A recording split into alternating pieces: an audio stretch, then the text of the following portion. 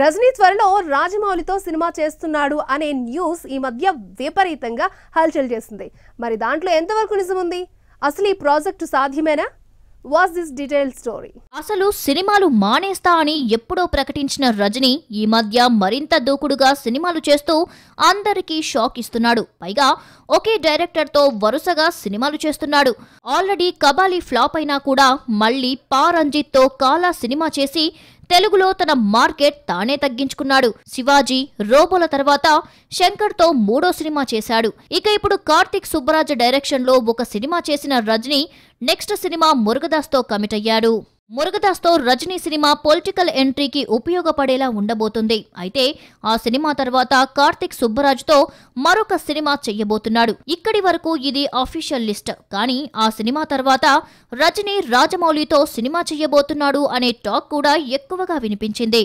గతంలో రాజమౌళి సినిమాలో నటించాలని ఉంది అని రజనీ కామెంట్స్ చేయడంతో ఈ గాసిప్ నిజమని నమ్మేసే సిచ్యువేషన్ ఏర్పడింది.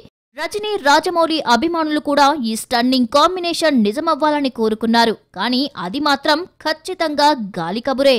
మురుగదాస్ సినిమా తర్వాత కార్తిక్ సుబ్బరాజ్ సినిమా కూడా చాలా త్వరగా ఫినిష్ చేసి తన పొలిటికల్ జర్నీలో బిజీగా ఉంటారు రజనీ. అలాంటి టైంలో రాజమౌళితో సినిమా అంటే పూర్తి సమయం దానికే కేటాయించాల్సి ఉంటుంది. అది కుదరని పని. ఇక RR లో కీలకమైన సన్నివేశాల షూటింగ్ ఇంకా కంప్లీట్ కాలేదు. అసలు RRR సినిమా ఎప్పుడు థియేటర్స్ లోకి వస్తుంది అనే విషయంపై ఎవ్వరికీ క్లారిటీ లేదు. పైగా ఆ సినిమా పూర్తవ్వగానే జక్కన్న మహేష్ సినిమాపై కూర్చుంటాడు. సో ఇద్దరికీ ఇలా లాంగ్ అండ్ బిజీ షెడ్యూల్స్ ఉన్నాయి. ఎలా చూసుకున్నా కూడా ఈ కాంబినేషన్ ఊహల్లో తప్ప రియాలిటీలో మెటీరియలైజ్ కావడం అనేది అసంభవం.